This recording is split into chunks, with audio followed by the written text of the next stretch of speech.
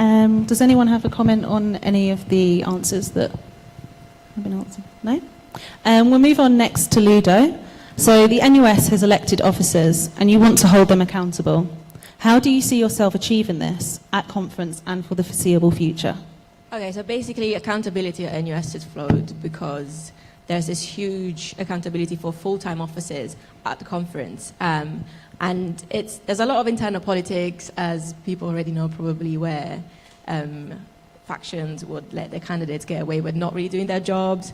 And so accountability for the full-time officers is quite frequent, whereas for the other officers or part-time LGBT women and stuff, it's only around, like once a year. So if an officer is not doing their job, there isn't really a way to say that and to remove them, which is kind of unfair because then you would have someone in the job for like a year or eventually 2 if they get re-elected that hasn't really been represented the students that identify with our liberation group.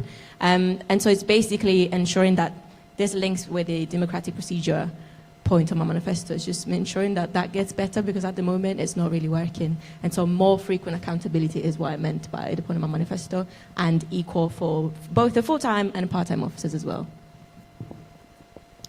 Thank you. And we have another question for Lubaba.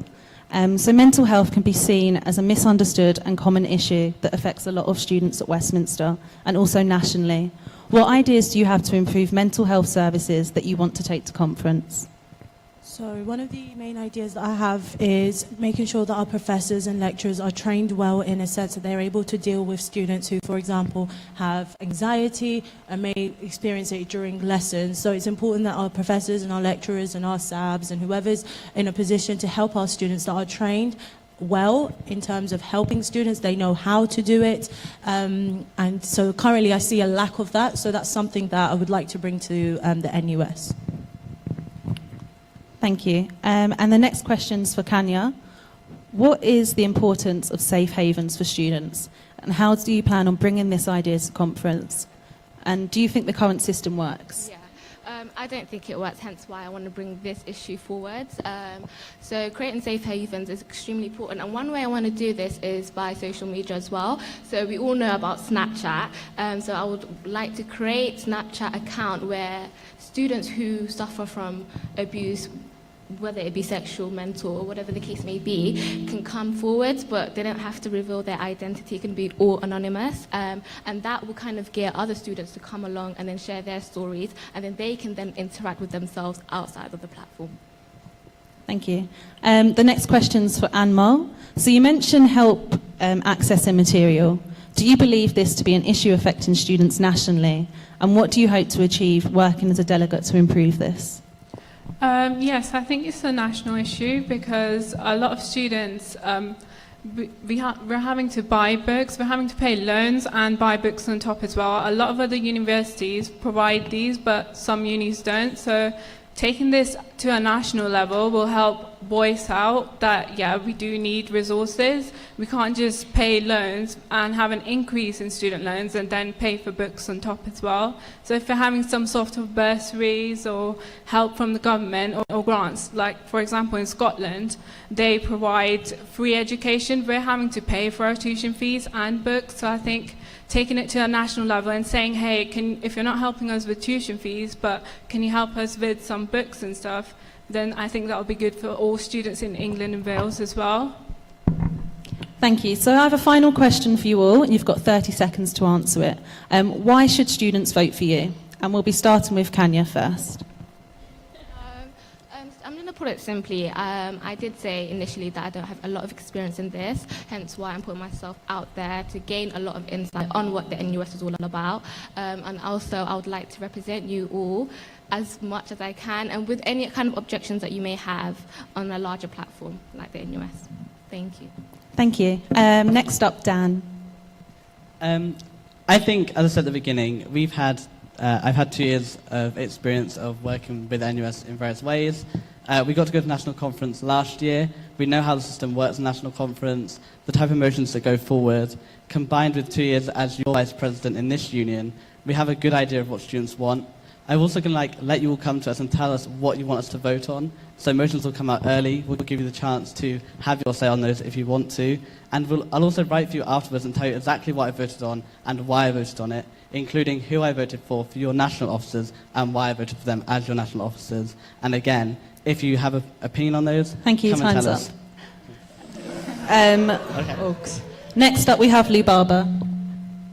I have zero experience in voting and the elections at the university, but I'm really passionate about national student politics. I understand the in and outs of the NUS. I've got support from outside that's helping me get through all of this, but also inside the university. And also I'm quite, I don't know what else to say. And next up, we have Ludo. Okay. I think you should vote for me because I don't have a life. I'm joking. It's because I think in this past couple of years where I've had the chance to be a SAB, I have, as I said before, developed a really good understanding of the needs of Westminster and have been able to experience and learn so much about so many different cultures and things that I couldn't have possibly imagined if I wasn't in this role. And that's why I think I now understand the national picture. It took me a while, but I would like to be given a chance to go to conference and represent you one more time, because I'm sad like that. Thank you. Thank you. And Anma. I think you guys should vote for me is because I think I have some experience, not a lot, I'm still a first year, but some experience as in I was a student rep in school, high school, and up here I'm representing first years in the Indian Society and Bangla Society as well. So vote for me, guys. Thank you. And we're going to pass it on to the floor for any audience questions for the delegates. Anyone? No? Questions? Oh, thank you. Down the front, Ethel. Does she have a mic? Can she shout? Thank you.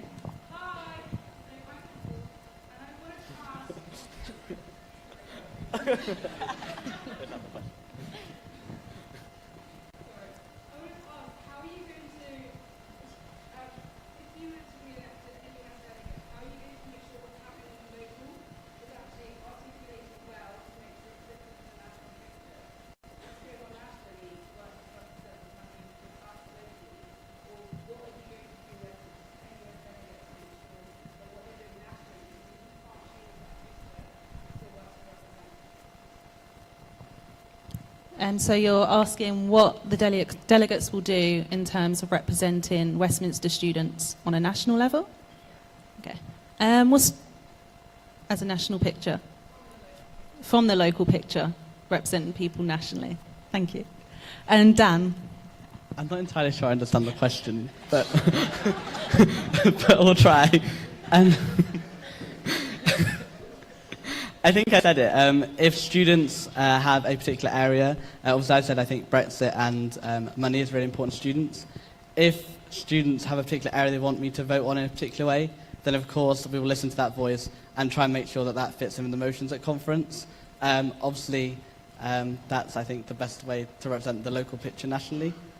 I think that's what you're asking? Yeah? Okay. Anmol? I think taking a local picture to a big picture is, if someone has to do it, working together with the VPs and everyone together, and then going up to taking smaller issues to a bigger issue. I think that, I don't know how to explain it properly, but what I mean is one person should go to a bigger union and then represent. Someone has to do it. So I guess all of us will work together and then go together. That's how we'll do it. Thank you. Ludo? Okay, as I said, I think it's important at a NUS conference not to get caught in politics, internal politics, and remain objective and ensure that the candidates are best for Westminster identified. There might be candidates that belong to different factions, and it's important to break that down and be able to say, this person will be right for my students because they have international students at heart. This other person will be right for my students because they care about mental health. So it's not about getting lost in the stew in politics and national level. It's about remembering that you're there to represent Westminster students, and also do not push your own agenda through, and make sure that every decision, every motion that you're voting on, you just take a step back and think, am I right now representing everyone? And I guess that's the way to go about it. That's what I would do. Thank you. Thank you. Lubaba? I think everyone's really said it. I don't know if I can add anything else, but it's also, like Ludo and Dan said, it's quite important to remember just to keep the students in mind, Westminster in mind, not to push your own agenda, like Ludo said. So yeah, obviously I'll try and see what the students want, speak to the students, understand exactly with the motions and stuff, and see what they would like to pass and what they wouldn't want to pass. And finally, Kanya.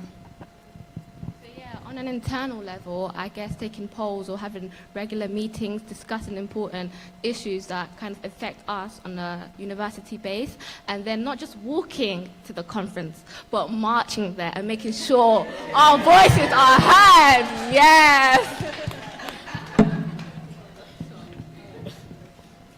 I'd like to thank all the delegates for coming up on stage. If you want to give them a round of applause.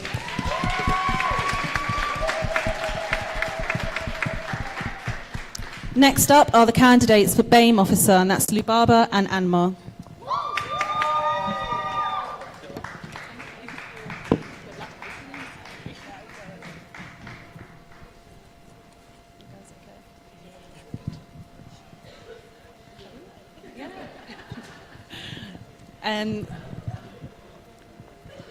So now you're both also running for NUS delegate. Why are you interested in the role of BAME officer? We'll start with you. So, obviously the reason why I'm interested in this role is because I come from a BAME background. My mom's Palestinian and my dad's from the Caribbean, so I've got the mix, and so I'm also very, very, very political, you can say. I do love to get involved in student politics, and I found that as a student from a BAME background, it has worked to my disadvantage when it comes to, for example, applying for universities, going through funding, things like that. So it's important that these issues are sorted out, including the attainment gap, that I'm at a disadvantage by 15% because of BAME. So these are things that definitely that we also need to work on. And also, as a person from BAME, also I'm more likely to experience hate crime, for example. So these things all I'd love to address as a BAME officer.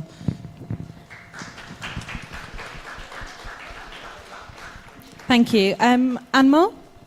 Most of the things the Baba has said, but I would like to be a BAME officer. I also come from a BAME background, and I feel that a lot of people from the BAME background seems to be like targeted by the glass ceiling. So I want to remove that. Maybe if I do become BAME officer, I want people to go into postgrad studies from BAME backgrounds and not have to face those things such as hate crime and attainment gap as well.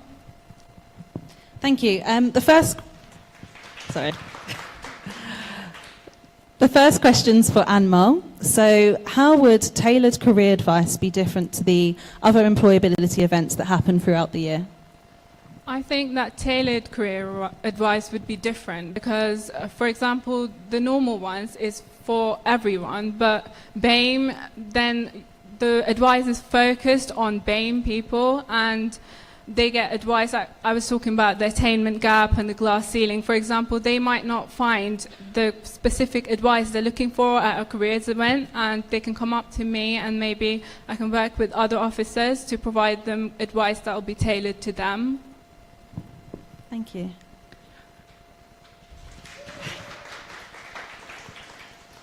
Lubaba, you mentioned about reporting hate crime. What plans do you have in place to encourage BAME students to report hate crime if they experience it?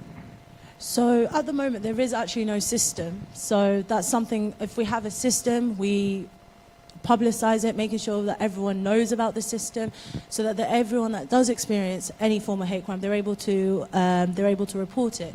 Now, how it can be reported, I'm still obviously in the planning process of it, but it can be either anonymous or not anonymous, depending on the individual. But it's also important that everyone that is the perpetrators of the hate crime, that they are accountable for it. And so it's important to take, to make sure that there is a non-biased panel to discuss the cases.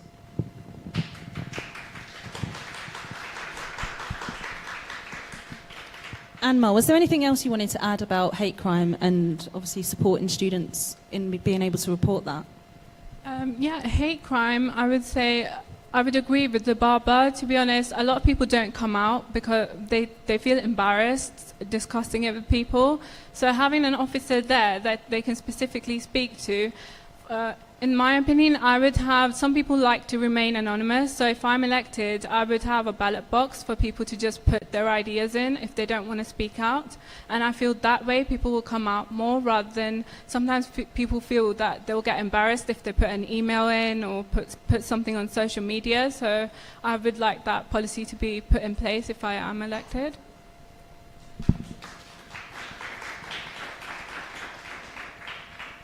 So I have a question for the both of you. So the question is, as BAME officer, you'll be representing students of all minority ethnicities.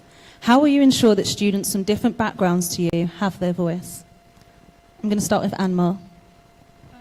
The same thing I was talking about earlier. It's not about that you're a black African or you're Indian or you're Pakistani. It's that you're a group, you're a BAME group. So instead of putting your own ideas through and just from your background, I would look at things holistically. And a lot of people from the BAME background face the same problems. So I think I'd be able to do that by the ballot box and social media, and maybe even having drop-in sessions and having them and like events for people to explain what their background is about. So there's like a wider picture for BAME, not just like black or Indian or minority ethnic.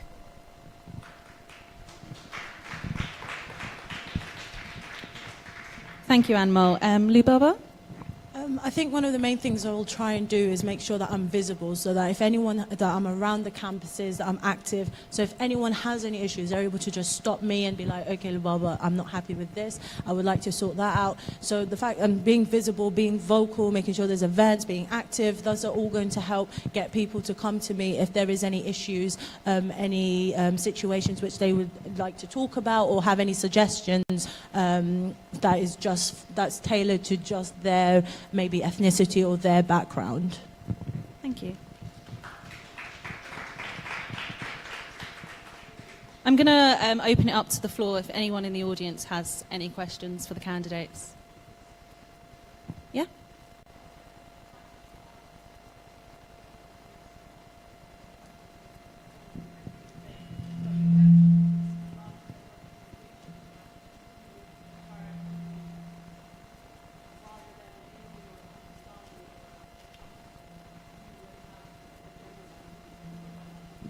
I meant by that because just because I come from a certain background, I don't want to just put my views across like, oh, I'm Indian, so I'm just going to put my views across. I want to do it for everyone. If you're Pakistani, if you're Indian, if you're African, if you're Chinese, if you're Japanese, or all minority background people, I just don't want to like target one person. If I'm a BAME officer, I'm representing everyone and not just people from my ethnicity.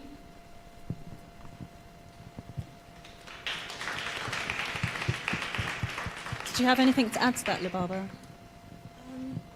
No. No problem.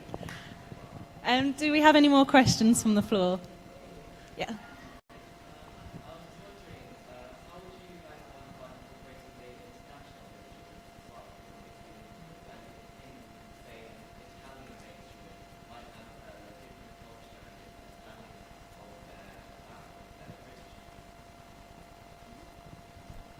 Lubaba? See, that's where it's really important that they come to me, because obviously I'm not Italian, so I wouldn't know exactly how to come around it. So it's important that they come to me and they speak to me, and that's something that I will be if I get elected, that's something I'll emphasize on, and that you guys, I'm representing you guys, so you guys need to come to me and tell me what do you want to see, what do you want to change, and so forth. So it's really, I can't answer that question because no one's come to me, because you know what I mean. So it's so important that they come to me, and I'm going to be quite active on that point, is that they need to come to me and they need to tell me what exactly they want to see, what do they want to see change, what issues are taking place, and so forth. Thank you. Anmol? Okay, what I would like to say, similar to Lubaba, if no one comes to you, you can't really do anything about it. But what I would say is I'll definitely be active on social media and ballot boxes, as I was saying before. So I'd like those people to come forward, speak to me, explain their culture. Like, I've got a lot of international students that are my friends as well, so they come and speak to me as well. And sometimes I give them advice because I'm a tutorial rep as well, so I tell them this is what you do. Sometimes they ask me, like, if there's I need help with banking or something like that, and then I advise them, go to this person. So I'm willing to do that, the same thing for you guys as well. Yep. Thank you. We'll take one more question from the floor. Here.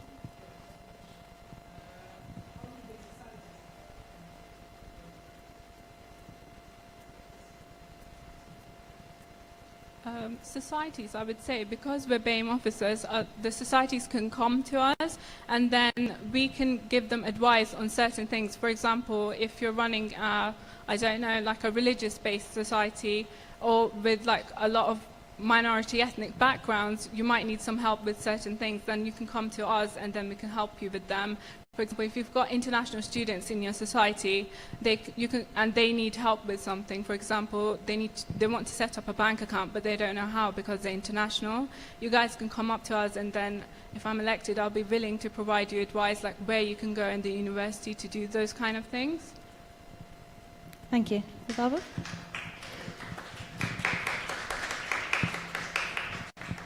So I actually forgot to mention this point, but one of my manifesto points is to work closely with societies such as ACS, such as Bengali Society, to make sure that I'm able to work with them to see what they need me to do, if there's any issues that they come to me and they're able to speak about it. But also just having like intercultural events where everyone could just come together, socialize, but also it's like a safe haven for everyone to speak about if they're experiencing any issues, that they're able to come to me in confidence. Thank you for that. And lastly, I'm going to ask you, you've got 30 seconds. Why should Westminster students vote for you? And we'll start with Anmol first. Being a BAME officer, it's about culture and diversity, and I would say I speak 5 different languages, so if people come to me, I'd be happy to help them in different languages as well. I've got loads of experience and I'm very approachable, and I don't want to make any false promises. What I promise, though, I would do. So that's it, really. Thank you. Thank you. Yeah, thank you. And then I also come from quite a diverse background, and you can argue it's a unique mix, but I've also grew up abroad, so I understand the difficulties that I can come across of being a student from a BAME background, but also I'm a really cheerful, loving person, if I say so myself. So don't want to like big up myself, but yeah. So definitely like I'm really approachable, so if anyone has any issues, I'm more than happy to help. Thank you.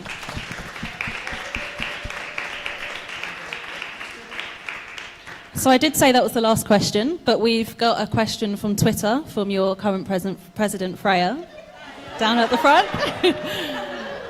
So the question is, what would be your headline project if you won BAME? We're going to start with Lou Barber. So my headline project will be making Westminster a hate crime centre, make Westminster a hate crime reporting centre. So that includes bringing together everyone that has experienced any form of hate crime, regardless of who it's from. So if it's their SABs, if it's their professors, lecturers, if it's their colleagues, it doesn't matter. It's so important to be reported. And something that I'll be doing with that is the statistics will be there, so we can record if hate crime is going up and down on campus, and if it's going up, then what can we do to bring it down? And if it's going down, that means we're doing a good job. So, yeah. Thank you. And Anmar. Mine is similar to hate crime, so my focus is really on racism. I feel that we're all from different backgrounds, but we might be different ethnicities and different races, but we all have the same blood. That's why I've been wearing red in my campaign, and that will be my main project, anti-racism.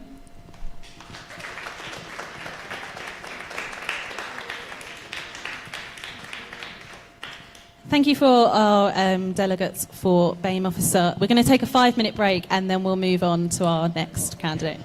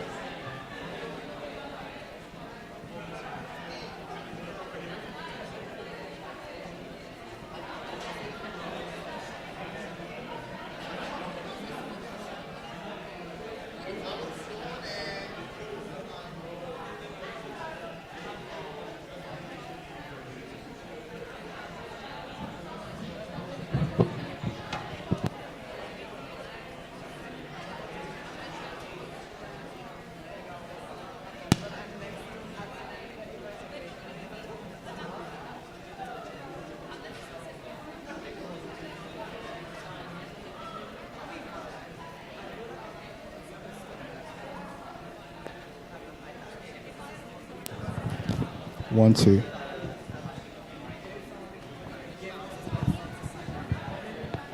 One, two. One, two, one, two, one, two. One, two, two, two. Online audience, please stand by. We're just doing a sound check. Hope you guys are enjoying the stream tonight.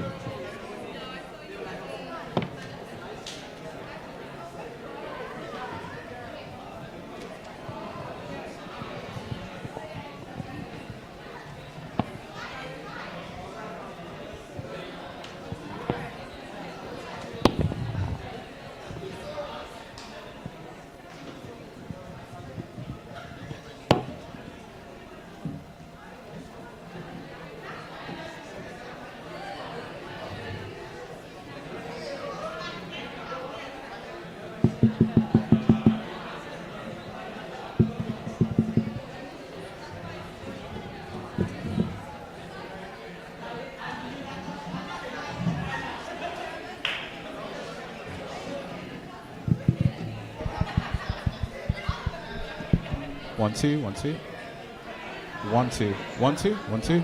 Cool. 1 2 1 2 1 2 1 2. Cool. 1 2.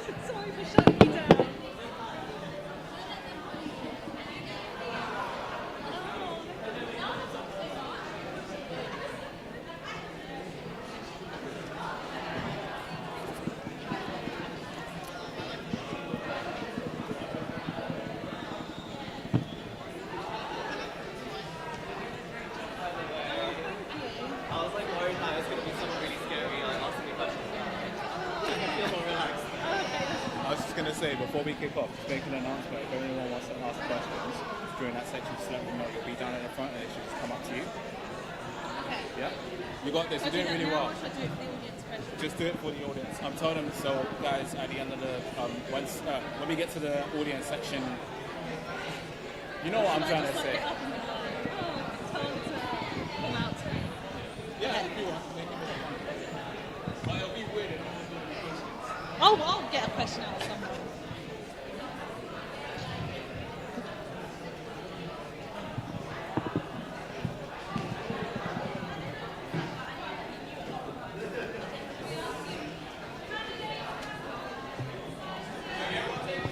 If everyone wants to take a seat, we're going to get started again.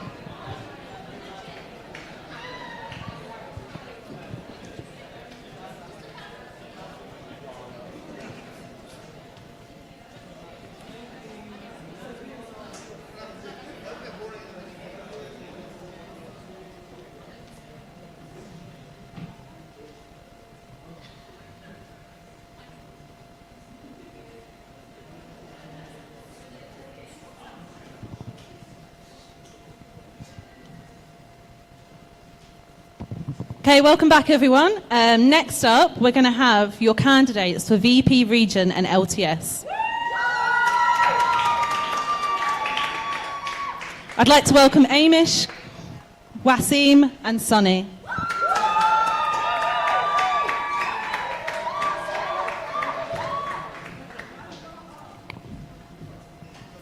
Hiya.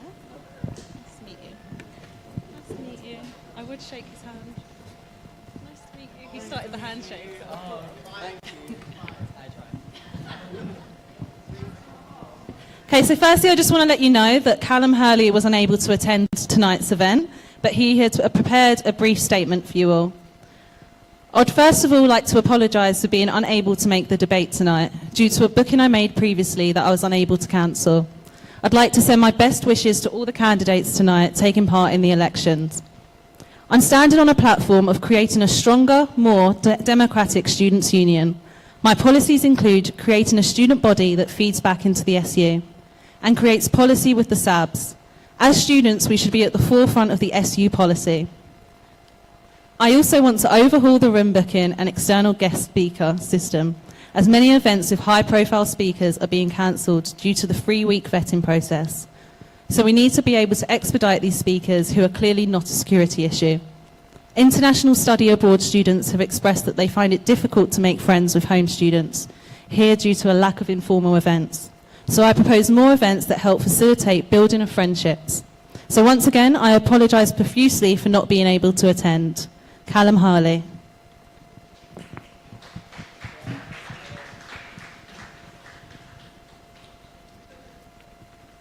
So welcome on stage, everyone. So I have a question for all three of you. A couple of you have policies on international students. Given that there's already an international students officer role, how will you work with the international students officer to support students at Westminster? And I'm going to start off with Sunny. Hi. Oh, that was really loud. One of the points that I really wanted to make was increase the number of events led by the student union and being able to bring all the different campuses together. And one of the specific things that I want to do is have an international fair whereby all the international students can come and represent their own nationalities, their own backgrounds, and really being able to celebrate the diversity within the university as one.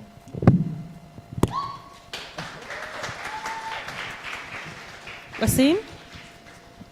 Can everyone hear me? Sweet. So basically, I stated in my manifesto that I hope to hold regular meetings throughout the year with the international students, because a lot of them have told me they're not aware of events, they're not accustoming well to life in London. So I thought, you know what, we might as well make it something where they can come together, probably maybe 3 times, 4 times in a year, check on them, you know, and they can feel one of us. Naimish. Hi. One of the points I originally had in my manifesto was that I wanted to, like my other candidates have said, throw more events where international students can come and mingle with us, you know, native Brits, and get involved in uni life. And, you know, there will be events like Rep Your Flag, Bring Your Flag, Represent Your Nation, and just give a more welcome role to international students here. Thank you.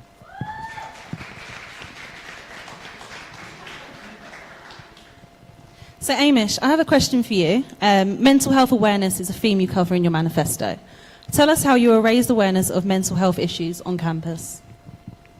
This is a particularly important point in my manifesto because I specifically talk about mental health as a taboo issue within most minority communities. And us, as a university, the pinnacle of life in Westminster is the fact that we're so diverse and we come together in this university. And I wanted to raise awareness to this through working with the International Representations Officer and Mental Health Society and create more events where not only all of us can come together to discuss mental health and bring ourselves together over this issue, but also specifically to those who are more vulnerable in this topic, minority students, international students who have left their homes, who've come to a daunting new country. And it would be a passion of mine to make their lives easier here at Westminster. Thank you. Thank you. Like I mentioned, mental health is a huge issue nationally, not only at Westminster. Do you have anything that you would want to do to help students with mental health issues if you were elected? We'll start with Wasim. All right, cool. First of all, so a lot of people are aware that I'm part of this year's RAG Society. Our charity partner is Mind. Throughout the year, we've been working closely with them, and last night we raised over £300 for them. Shout out the gang, right at the back. So, you know, and that's one of the things that we've done. Also, I'm currently part of this project with a fellow student who's going to remain anonymous. We're working on this thing called Project Mental Health, where we will open up a platform for them to share their experiences anonymously without being shown, so they don't have to feel scared or feel afraid. And lastly as well, me myself, as I'm an actor outside of university, I've made a short film previously on YouTube. You can find it. It's called Hush, where I've spoken. It's based on my own mental health issues that I've had going on recently in the past.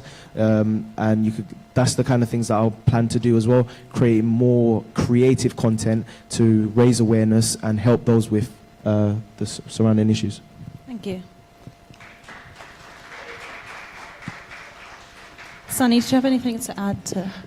Yes.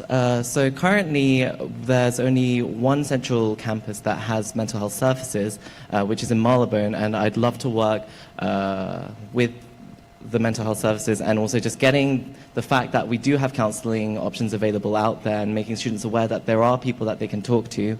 One of my campaign points is also creating safe spaces and creating spaces where students can go if they do have a panic attack, if they do need the help and counselling and not have to walk all the way to Marylebone. And the final point that I want to make is that we do actually have one of the newest societies being the Mental Health Society. So being able to work with the Mental Health Society and sort of really support them in any way in which they want to sort of help us or, you know, just support the Mental Health Society so that they can help specifically the students that have those needs.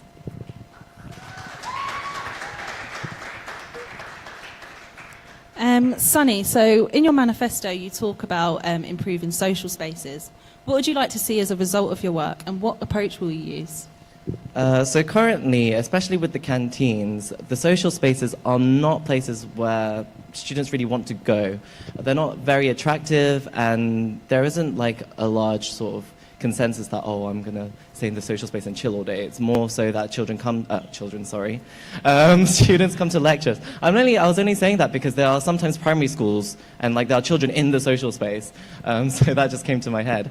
But yeah, there isn't like a wide attraction to the social spaces. And one of the ideas that I did have was involving the architecture students from Marylebone and having a module whereby they could redesign the social spaces and have those plans sort of given to the university and hopefully be implemented so that these architecture students could then see their work in real life, and then the social spaces could then further on be more attractive to the students.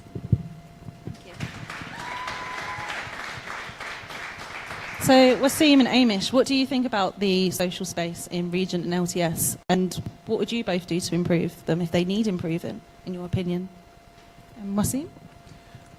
First of all, one of the issues in LTS is like as well as the VP of previously, not Ethel, sorry, the previous VPs of Regents and LTS, there have been a lack of activity of us being at LTS. So one of the issues have been the social spaces and things like that. So I would have to speak closely with the students because I'm not aware of what the issues are going on in LTS particularly.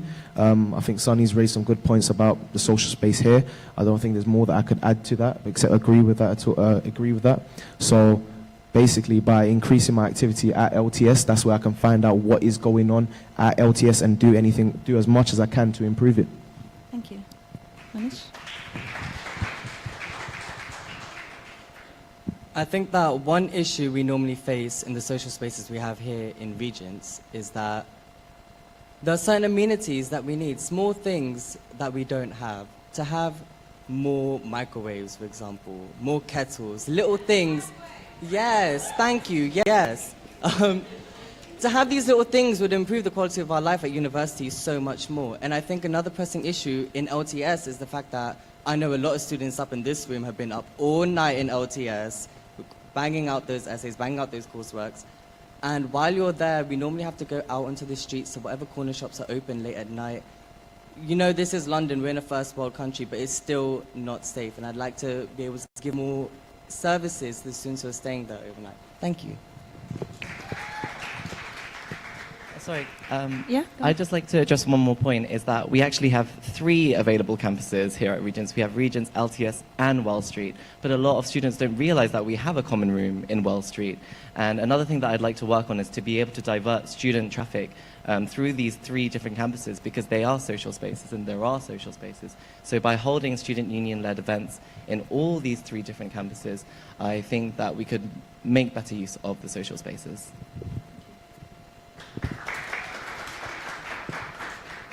And we have a Twitter question from Freya. Thank you again. So a majority of Regents and LTS students are female. How will you represent them? Wasim? I stated clearly in my manifesto that I would like to have a full-time elected women's officer to better represent us. Now, me being a man, I can only sympathize. I can't necessarily empathize. That's why we need full representation, full-time, there on the spot whenever you need them.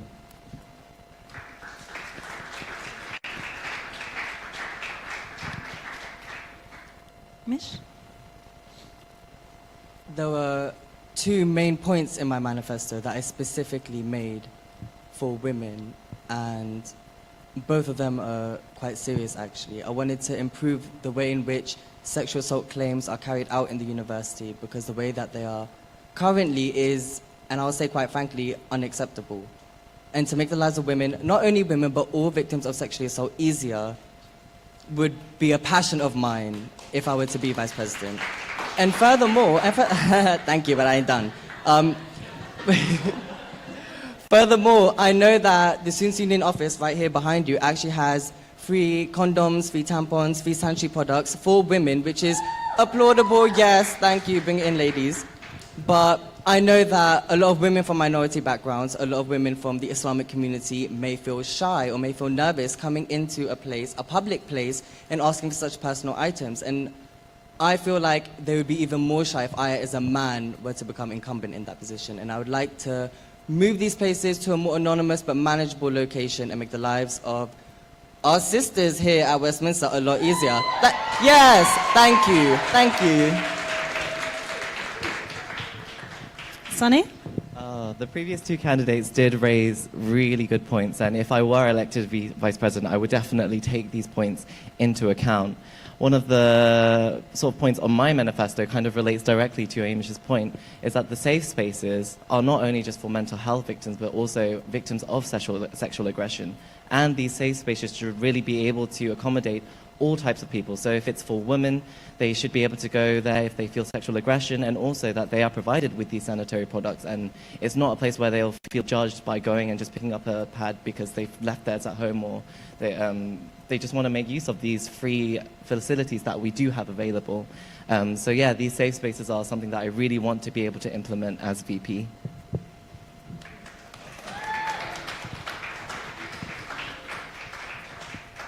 Wasim, I know you mentioned about having a full-time women's officer, and I just wanted to ask, why have you specifically chosen to campaign for full-time positions for BAME and women's officer, and why not the other representation groups? I was waiting for that. Okay, now first of all, the university, like Freya said, is largely female. The university is also largely BAME. Now, however, I'm not excluding the LGBTI community, nor am I excluding disability students. However, I'm here to represent the majority, but protect the minority, and that's democracy.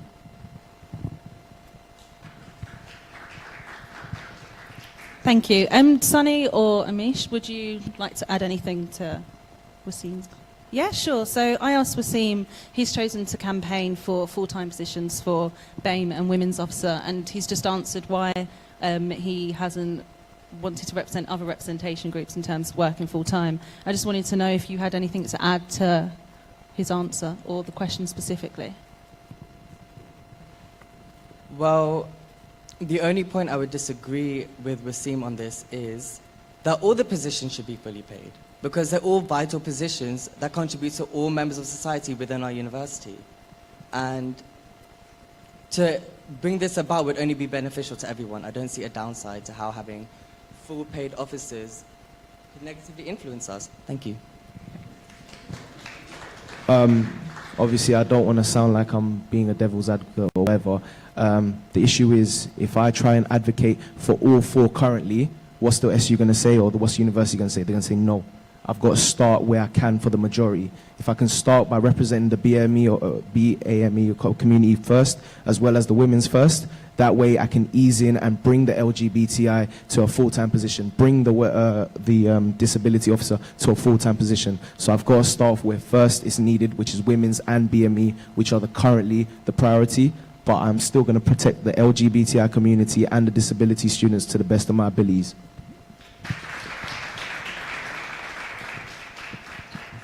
We've got some questions from the floor, but I'll give Sunny the opportunity to respond now. Sorry, thank you. I think that that the idea of having these as full-time roles is interesting. However, more than getting them as full-time roles, I think it's more important that the current officers in their part-time position should be held more accountable and more responsible, and that as the student union, as VPs, we should be able to support them and really push them to do the best with their role, as opposed to just make them full-time role and giving them money, and that's the reason why they want to represent us. They should represent us because they want to change something and they want to do something, and we need to hold them accountable for that. Thank you. So we have some questions from the floor, and I've been told I need to actually get off stage and bring the mic down to you so people at home can listen. So we're going to start from the front. Dan?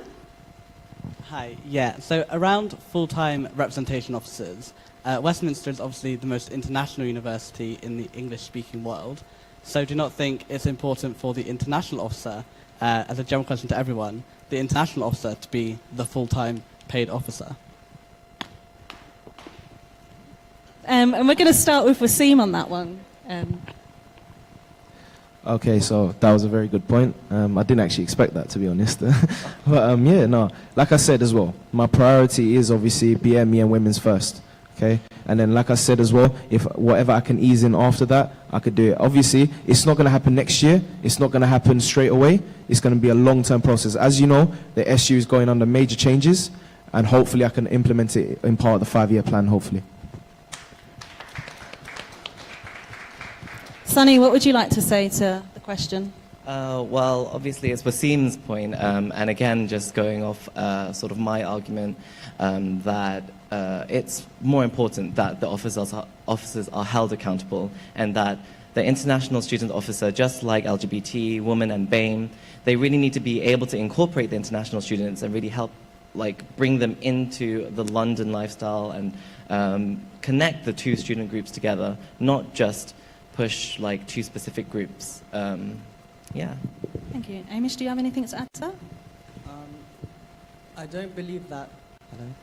I don't believe that any one position should be paid for because some deem it to be more important than the others. I believe that each role is just as vital as the other, and that if we were to introduce a paid scheme for our representation officers, it should be across the board. It shouldn't be selective depending on who we believe is the most deserving or the most important. Thank you. Do we have any more questions from the floor based on the topic we've been discussing at the moment? I'll take... I've got one at the back. Pranav? Is it going to reach? Thank you. My question initially was going to be the same as Dan's. So it's a little sad to see that international students seem to be an afterthought in all your policy making. But I will ask this. Right now, the step between a representation officer and a sabbatical officer, there's like a huge difference. So I understand that you can't make everybody a full-time paid officer, but surely there are middle measures that you can take, maybe increasing their budget or their ability to affect action. Do you have any thoughts about that? Not just for any one particular group, but for all the representation officers. We'll start with Amish on that one. I don't believe that it's an immediate step that we can take to jump straight to the huge changes of making representation officers paid, going straight to sabbatical officers. I believe that it is a long-term plan, as the other candidates have said. It's not something that we will be able to change on the spot, but it's something that we can introduce and implement, and then those who occupy positions after us will be able to continue these themes and these values, and they'll be able to bring about the ideas that we have for this. Thank you. Wasim? Forgive me if I start going off one, but the thing is, look, now it's understandable what we're all three of us BME students, correct? And this university largely BME. Why is it that we are so underrepresented in this university? It's disgusting. Look at it, okay? Our PME officer is a part-time officer focusing on his studies. Ibi, amazing job this year, but he couldn't do enough because of the fact that he was a full-time student trying to fulfill his duties as a part-time officer. I guarantee you, if you gave him that full-time position, my boy over there would do the best of things I could see possible. 100%. UCL are the only university in the whole of the UK with a full-time paid BME officer. Why can't we do that? Yes, we can do that. And that's exactly why you guys need to understand that I'm fighting for a BME officer full-time paid and a women's officer full-time paid, because we are the majority in this university and we're underrepresented. And you can hear the anger in my voice because it's about time that we push the culture forward. Any last words from Sunny before we move on? I think, relating to my point about holding these various representation officers accountable for their actions, it's true that through their part-time positions, they can't do everything under the sun. They can't do everything that they wish to do.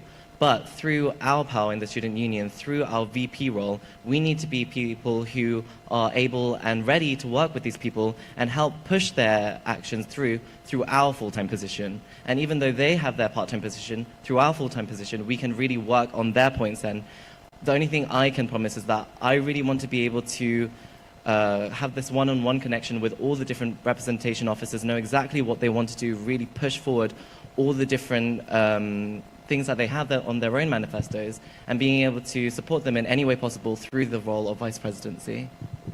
Okay, thank you. So the next question will be for Sunny. How would you like to see the mitigating circumstances process reformed? And what areas of the process do you think are problematic?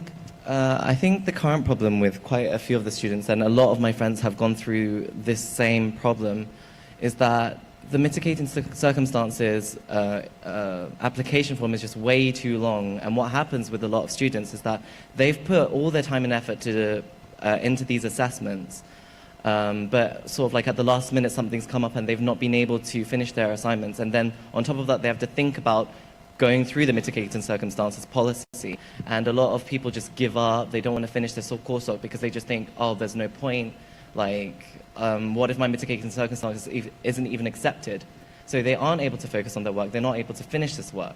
So through the extension policy, I'd like to offer students and the professors the ability to give students extensions of maybe just a few days, depending on how difficult the work is, for students to be able to just finish their work, give in their work, and really see it through, and then afterwards be able to apply for mitigating circumstances and sort of like give their full attention to their studying first, and then work on getting their mitigating circumstances accepted. Okay, thank you. Did you two want to make a comment, or do you want me to move on? Yeah? So I'm going to move on to Amish. You have a specific focus on politics students in your manifesto. So how can you ensure you support all region and LTS students? The reason I brought politics into my manifesto is because it's what I study. It's my passion here at university. It's what I got into. And I feel like me being vice president and me also being a politics student are not mutually exclusive. I can bring both of them together, and I can bring that into my role. I can just as easily support the issues surrounding all of our students campus-wise on Regents and LTS, as well as bringing new, innovative ideas to get the students involved in politics, because it is the biggest thing around us where we have a voice and we can make a change. And I feel like it's just as important as listening to the opinions and the voices of students who have issues here at both campuses. Thank you.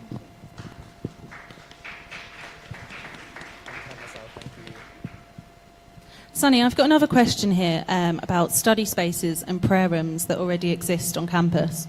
What would be the result of your plans to establish different places for your students?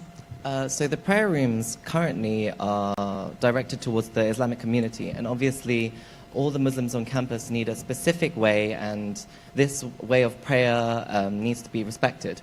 However, there are other religious groups on campus. There are other different religions that are represented on this campus, and I think that these other religious groups need spaces where they can go to worship and pray without disrupting the prayer of the Muslim students. So I'd like to work on opening spaces where these other religious groups are able to worship and pray. And when it comes to study spaces, again, my point earlier was being able to divert student traffic to where there is a necessity. For example, in LTS, there aren't that many group study rooms, and a lot of the time these group study rooms are fully booked out. However, there are Regent students that aren't aware that Marylebone actually has quite a big library and has other study rooms available. So by being able to let students aware of where they're able to study, and there are other facilities within our different campuses at university, we should be able to divert the student traffic to where it's necessary. Thank you. So before I open questions up to the floor, Wasim, I have one final one for you. How will you approach decolonising the curriculum, and how will you engage both academics and the students? Okay, so let me explain to those of you who don't understand what I mean by decolonizing the university and decolonizing the curriculum. Our university is heavily colonized in its imperial roots. The name of the man on our university, Quinton Hogg, was a slave owner and a heavy imperialist. Oh yeah, big shock.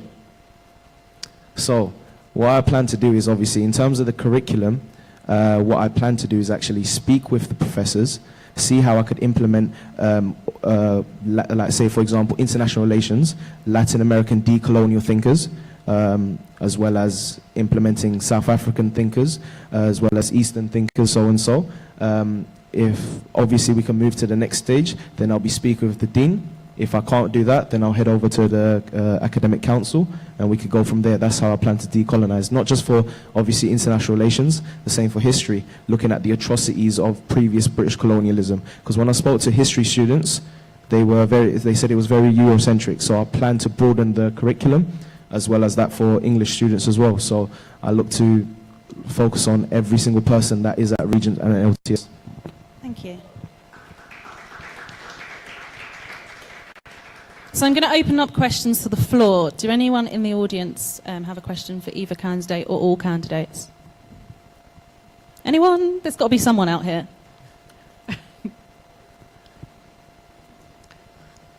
We'll start with Nikki.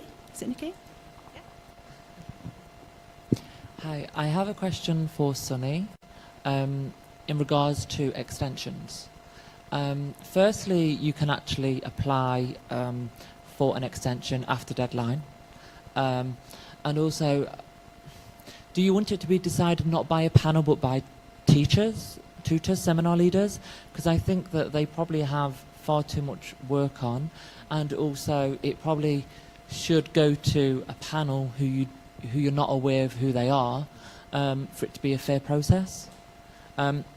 Also, I helped a student through a difficult time in her life in regards to a situation that happened on campus recently, and so I completed her mitigating circumstances form for her, and it took maybe 20 minutes. For her, though, it was a very difficult process because that was the last thing on her mind. So maybe it should be more about support. So I just wanted to make that comment, really. Yeah, I definitely think that this extension policy is more about supporting the student and letting them be able to finish their coursework without having to think about mitigating circumstances and having that at the back of their mind. When it comes to going through a panel, I definitely think that the decision or the acceptance of the MC has to go through the panel, but sort of the extension should be decided by the lecturer, because the lecturer knows exactly how much time a student would need for the specific work. And also, the lecturer does have a one-to-one personal relationship with the student, or at least they should. So they'll know exactly, oh, this person is capable of completing the coursework within so-and-so amount of days, therefore, yes, I will allow this student to have this extended deadline.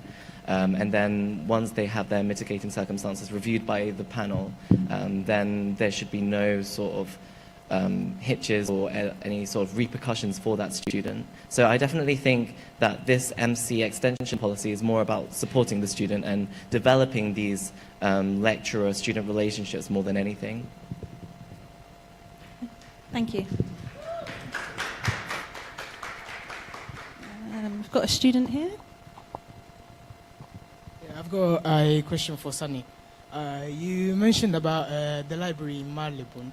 And don't you think that even though the library in Marylebone is quite big compared to other ones, it actually gets packed and people in Marylebone find difficult to find actual space in the library to study and carry on with the activities? Another idea that I actually had, it's not on my manifesto, but an idea that I had was to open rooms or have certain floors available for students to be able to work on group study projects and to work on group presentations, and perhaps having the timetables of rooms outside of the room so that students can see, oh, I could use this room, but I don't have to worry about being kicked out of that room. So having other spaces available on campus for specific uses like group presentations is definitely it's definitely an important thing on my agenda. Thank you. Ethel, do you have a question?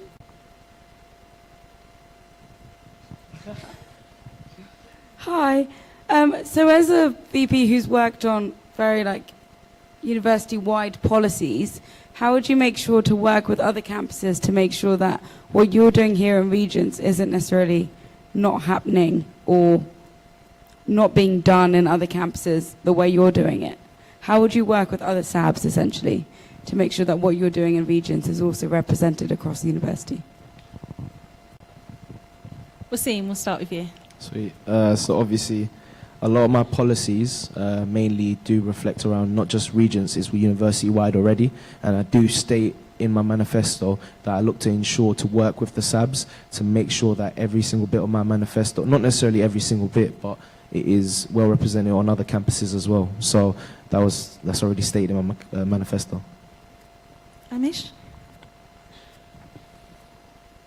I have points for Regents and LTS as a campus that are campus specific, but I feel like at the core of my manifesto, the things that I'm really passionate about extend beyond the walls of this campus to target sexual violence against people, to make amenities more available and more anonymous yet manageable to women are something that, although I can start on this campus, can be an inspiration for other campuses to follow and be able to spread to other campuses and make other students' lives easier there. So I believe that my manifesto, although I have region-specific points, does look at university-wide issues and university-wide services. Thank you. And Sunny? I think as VPs, we should also be held accountable, and I think one of the things that I would definitely push, not only personally, but towards the other sabbatical officers that do get elected, is that we show our faces around the other campuses as well, that we show our faces at student union events, that we show our faces in the social areas, so that students actually know who we are, and that we are engaging with the students, not only on our own campuses, but in the other campuses as well. Thank you. Now, it's clear that we have 3 very strong candidates. You've got 30 seconds to let students know. Oh, okay, Wasim. Before we get to that, I actually do have a question for my fellow candidates. Okay, yeah, go ahead. Quick. Now, I was waiting for this question to pop up, but unfortunately it didn't. One of my priorities is to make Black History Month one of the most prominent months in the university. Unfortunately, it isn't. And frankly, I'm really disappointed by the university and the SU by that. And unfortunately, both my candidates, well, all 3 of my candidates, Callum, who's not here, you have nothing to say about Black students. What are you going to do for them? Okay, we're going to start with Amish. It actually says on my manifesto that I'd like to increase awareness for LGBTI Week, for iconic LGBT days, also for Black History Month, also for other iconic times in the year for all minorities across the board. And I agree with Seem that Black History Month is, for me, underrepresented, did I get that right? In the university.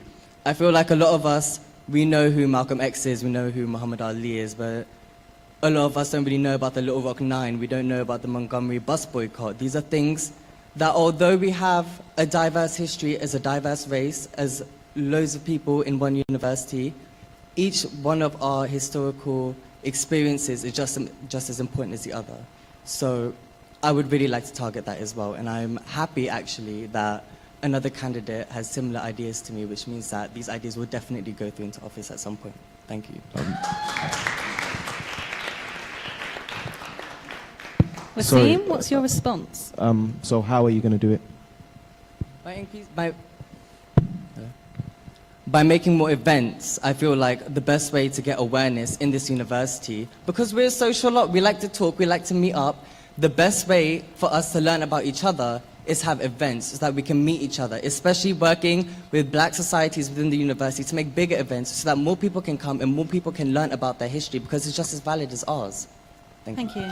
So, sorry, Wasim, you have a lot to say about your point. What are you going to do? Easy. So I plan to work with the ACS, as I'm already working with them right now. So starting from October this year, 2018, there will be a talent show, there will be a catwalk, there will be hopefully lectures around the university, obviously around probably Deep End or something like that, where we will learn about the slave trade, the atrocities of it, and obviously the Civil War, of course. And, you know, that is what I plan to do. Thank you. Sunny, do you want to just obviously answer Wasim's question before we wrap it up? Yeah, so obviously in the manifesto, I wrote about raising awareness for available societies, events, and services. Again, these BAME societies need to have a platform where they can really showcase that they exist and showcase all the work that they're doing. And what I really want to do is create a platform for these societies to exhibit themselves, whether that's through cultural exhibitions, through performing arts exhibitions, and really provide different places for these societies. So, for example, the ACS, they meet here every week. However, they should be able to hold events in the social spaces, not only here, but also in Marylebone, in Harrow, so that people can really see that it's a live and active community and that we are here to support them. Thank you. So each candidate, you have 30 seconds to let students know, here in the room and online, why should we vote for you? I'm going to start with Sunny. So, true to my name, I guess I'm just a really sunny person, and that just makes me a really approachable person. I really want to be here for all of the students, or be the students' voice, and I just love Westminster so much, so it would really, I guess, brighten up my day if you would all vote for me.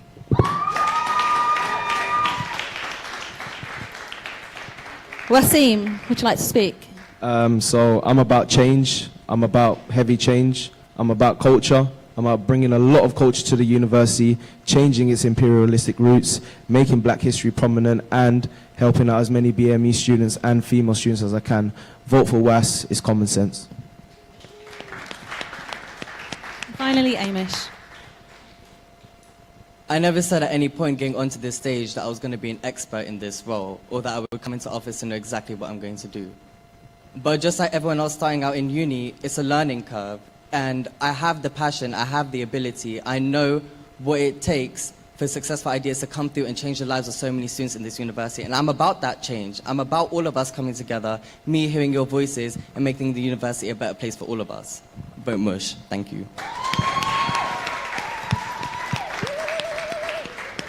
Thank you, and that's it for our candidates for VP, Regent and LTS. So can you give them another round of applause? Thank you.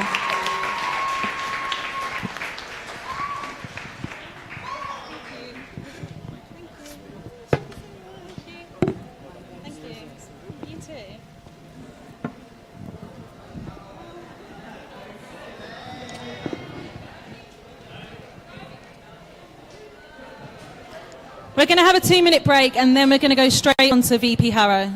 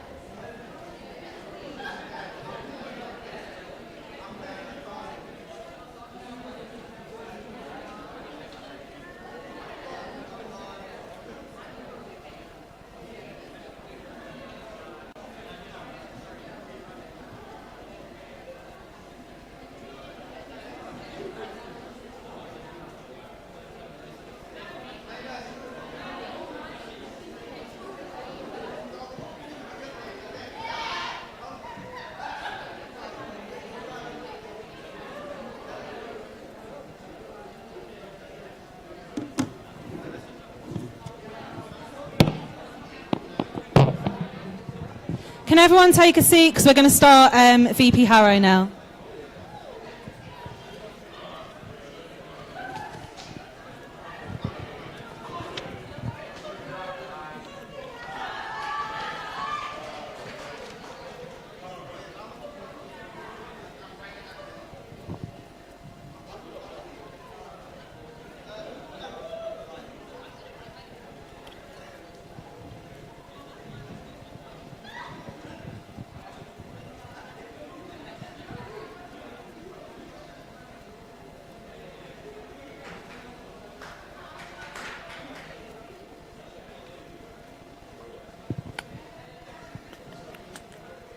So we're moving on to the candidates for VP Harrow. I'd like to welcome on stage Stephen, Michael and Lama.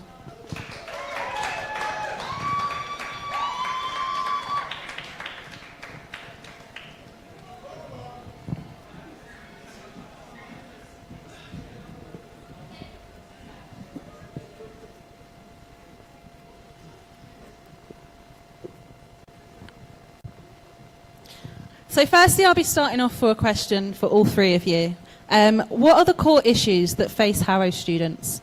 And we're going to start with Stephen. One of the issues on my manifesto, which I put, is that once the library is 24 hours, the forum is closed. So for people that are living on campus or getting the tube home, they have to go all the way through the university to A block, around the car park, which isn't the safest option, and then home or to the train. So that is one of the points that I want to make a priority if I'm VP Harrow. Thank you. Michael? Testing? All right. Personally, I believe that the student union and us as students are not being represented as we should be. I personally believe this, and this quote, like basically, we're a university, but we're not united. In the sense of like, most of the things that we have in the university are not being publicized. And I've even spoken to some of the staff members, and they're actually arguing that we do have the resources, we do have the facilities to actually accommodate the things that we have and for the students, but it's just not being spread out. So I do believe that's one of the main issues. So for me, on my manifesto, my main issue with Harrow students was mental health, because I've been working for almost 3 years at the reception, and most of the complaints we get is people not having access to counselling services.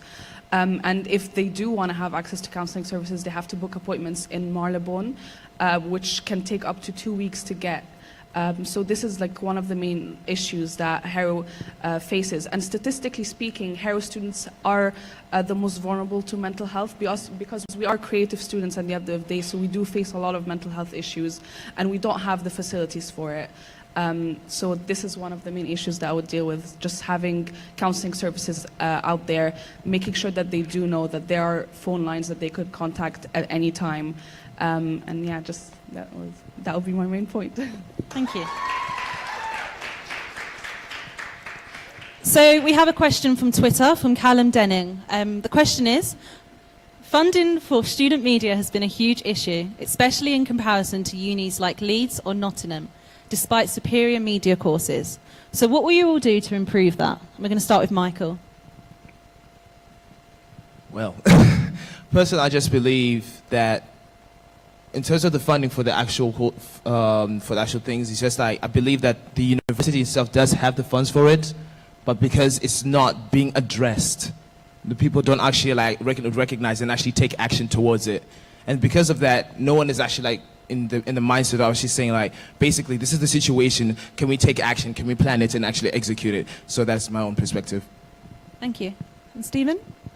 Firstly, I'd like to say big up to Smoke Media for putting all this on, that anyone at home can see it. Smoke Radio, Smoke TV, and the QH started doing interviews. I was a part of it last year, and it takes a lot of dedication, so thank you everyone that's part of that. In terms of the question itself, the university is slowly cutting away at the SU budget for events, so like the conferences that the radio students go to, and the SU's taking the hit for it. They're slowly cutting away at it. And yet, it's the SU that are getting all the blame. Dan was getting all the blame last year for not giving us money. So it's holding the university accountable. Harrow is a media campus. It's one of the only universities that have a radio course. And yet, we should be clearing up at the Student Radio Awards. Yet we don't have, the uni is not given the funding for like student media. So it's just pressure on them. Lama? First of all, I would like to thank Callum for that question, and Stephen did make a good point. I've been working with student media for almost 3 years now. All of my life has been about student media, and I do agree that we don't get enough funding because we work so hard. We're covering this event, and we don't get paid for it, and we don't get recognition for it. So one of my manifesto points was to make sure that we reprioritize the budget within the SU, and of course, the university. We do have to hold accountable the university because they've been cutting, as Stephen has already mentioned, they've been cutting the money for student media and societies as well. But with relocating the budget within the student union, I feel like we can help student media have enough budget and also help them fundraise, because that is another issue that we face, fundraising. People don't know when we hold fundraising events, and if we just promote it a little bit more, we can earn more money and basically help ourselves with covering these kinds of events. So this is how I would deal with it, basically. Okay, thank you. Lama, I have a question for you. You mentioned about hidden course costs in your manifesto. What additional work would you do to deal with hidden course costs? Okay, so what I currently know right now is that there has been a committee placed for this issue. So what I would do is make sure that I push to either be as transparent as possible so that when people are applying for these courses, they know that they're going to have to fundraise for their own projects, or the university can offer at least a budget to begin with, so people can begin their project with a budget and then fundraise their own. So it has to be one of these options, because it's not fair for students for them to apply to a course and then figure out in the process that they have to fundraise the money themselves. It is a lot of work, along with all the coursework that we have to do. So these would be my two options that I would follow up on. Thank you.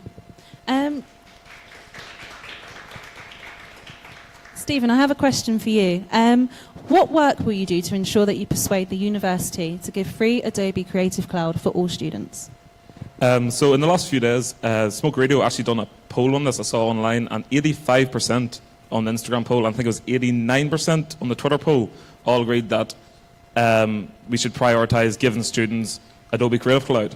Again, we are a media campus, and to be expected to pay out £15–20 a month for something that staff are getting for free, and you have to track all the way into university, especially if you're a second or third year, it's just ridiculous. Thank you. Can I add a comment to that? Yeah, as of course well? you can. Because I really agree with that point with the Adobe Creative Cloud. So that point was within my point of facilities, and I agree that we should push the university to get it. What I know right now is that the university and the current VPs and presidents are talking to Adobe, and they are offering them agreements, but they're not fair to all students. So only a small percentage of students would get a 3-year experience with Adobe Creative Cloud, but the others wouldn't get the same opportunities. So I've been speaking to other students in other campuses, and they've said that they don't really need Adobe Creative Cloud in their campuses sometimes. So I feel like a way to solve this problem would to kind of minimize the licenses in other campuses that don't need it as much, and use it in Harrow for students who do study in Harrow, basically. Exactly. Excellent point. Thank you. Michael, is there anything you wanted to add about that? Personally, I just want to say great points from each and every one of you guys, because honestly, you've just raised some points that most people don't even recognize in terms of Adobe Creative Cloud, because we do have a large wide range of people who actually want to actually express themselves creatively through Photoshop, Lightroom, say a photographer or an illustrator or graphic designer. But the thing is, they never have the opportunities. And yes, like you said, Stephen, in terms of for Smoke Radio, they do have a massive input in terms of projecting the media that we obviously exhibit in the university.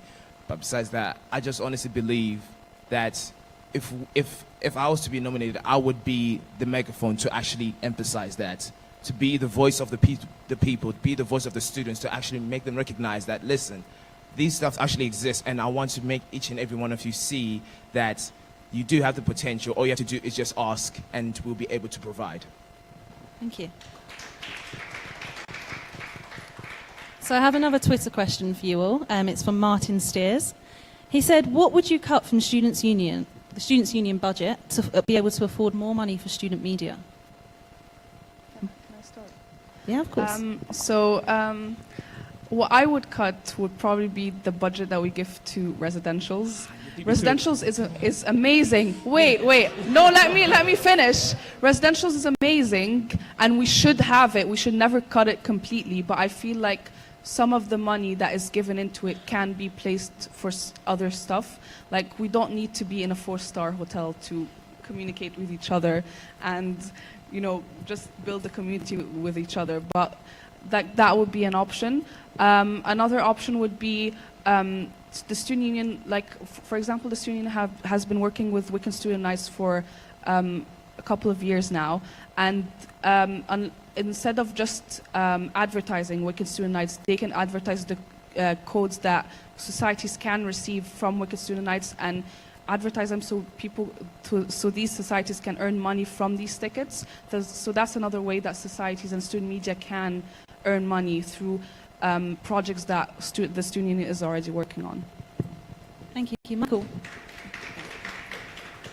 I mean, personally, this is more for like a social output, which is mostly like the charging of the £2 at the entry for like Messy Mondays, which I believe personally is a bit redonkulous, and not redonkulous, but redonkulous in the sense of like we're actually charging money to actually go to a place to actually go and socialize and have fun. And granted, it is going to services, say like better services and actually better quality of drinks, but some of the drinks that most of the people had or previously had for the past 2 years have actually been cut out.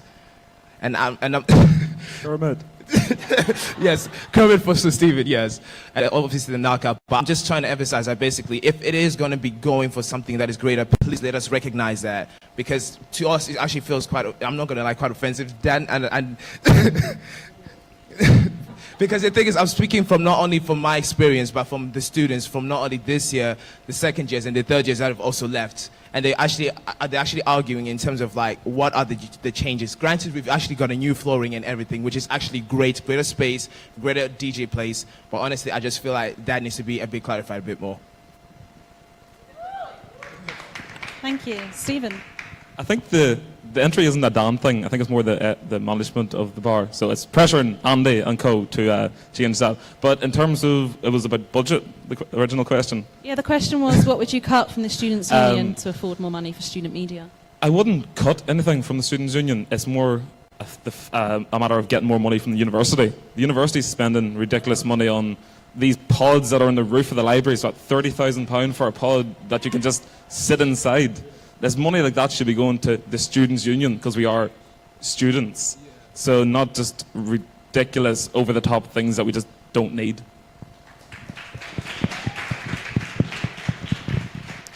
Michael, I have a question for you. So what improvements will you make to the way the bar is currently promoted? Sorry, could you repeat that question? Yeah, apologies. What improvements will you make to the way that the bar is currently promoted? In terms of the way the bar's currently promoted, I'd say, number one, make the event more engaging. In terms of like, let's say there's actually, in my manifesto, I actually say there's going to be hire a DJ once a month, of which I've actually been in touch with most of the DJs, not only in Harrow, but also in London, from XOYO to Tiger, and most of some of the renowned like clubs as well. This is not in a sense to just be like, oh, let's go and actually part hard, but it's just like the experience to actually be there and actually have a great time. It will actually be one of the few things. And personally, I think I would actually agree with Stevens to bring back the Kermit in some cases. In the sense of like basically, perhaps my perspective seems a bit more alcoholic, but in terms of like, there are some things that I believe that students actually take in memory when they go to university. Like, for me personally, I just remember just going first time to Macy's and actually finding myself having the confidence to talk to people. And this is even before the influence of alcohol. It's actually just going there and being like, hi.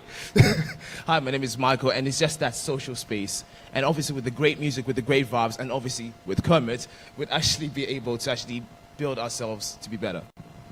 Thank you. So you mentioned about having a DJ once a month. Yes. Is this for students? And how does this differ from a DJ hired for the SU Undercroft? Personally, I haven't really enjoyed some of the DJs that have been actually shown into the SU. personally, but there have been some that I've actually been in contact with. I've got that contact in case when I do actually run for VP, that I should bring them back. But obviously, in my manifesto, I also add that basically I was going to ask the music students to actually come and be DJs themselves, because it actually gives them an opportunity to actually test out their skills, and actually, if they want to be a DJ, this is the platform that they can actually do it in. Okay, thank you. Lama, I have a question for you. What aspects of university life do you feel that Harrow miss out on? First of all, Harrow is always left out of everything. So this is why one of my points was building one Westminster community. I feel like Harrow students are always left out, that not a lot of students from central campuses know what's happening in Harrow. And one of my manifesto points was creating something like the campus games, so people from different campuses can get to know each other. And it could be just like residentials, but just students can just sign up, and it could be during varsity, where people can have games and get to know one another, and that way build connections with people from other fields in the industry. Another thing would be Harrow students miss out a lot on pretty much everything. I don't know. I feel like we miss out on pretty much everything because we're just left out. So secluded. Yeah, we are secluded. We are really secluded. But that's the thing, like students in central campuses don't know that we're only 20 minutes away from the Metropolitan line. So it's not that far away, and they can come to us, and we have great facilities. But like that, I don't know, basically. But that's my answer. Well. That's fine. We have another question from Twitter. It's from Clive Costello, who's a university lecturer. He's mentioned that there's a divide between different departments in Harrow. How would you help film, fashion, music, digital and photography collaborate and work together? Stephen, we'll start with you. I know this is the big thing on Mikey's manifesto. He wants to try and get everyone to collaborate together, and I completely agree with that. Because, say, I'm a TV student. If it was easier for me to collaborate with music students, if I needed like a soundtrack for my film or whatever, it's just making a system or just making something that we can all collaborate together. And because we're a small campus, we're all friends, hopefully, and it is definitely something that needs to be addressed, where like cross collaboration between different courses. Thank you. Lama? So that's actually something that I've been thinking of. So, for example, the old student union's office is now empty. So to kind of make it into a creative student hub, I was thinking that we should get students from all courses to collaborate on creating this space for themselves, and that way we can get them to collaborate on a project together and get to know each other. And it should be not just about the space, but everything else. Like, we should have them do projects together which they can showcase in our galleries, in any spaces available for them, so that way they can collaborate with each other and know that their work together is better than on their own, basically.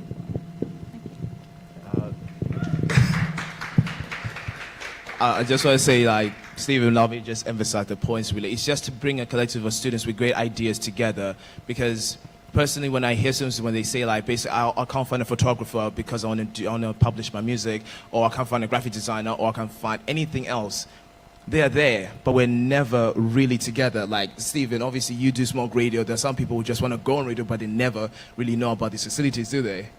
That's true. Yeah.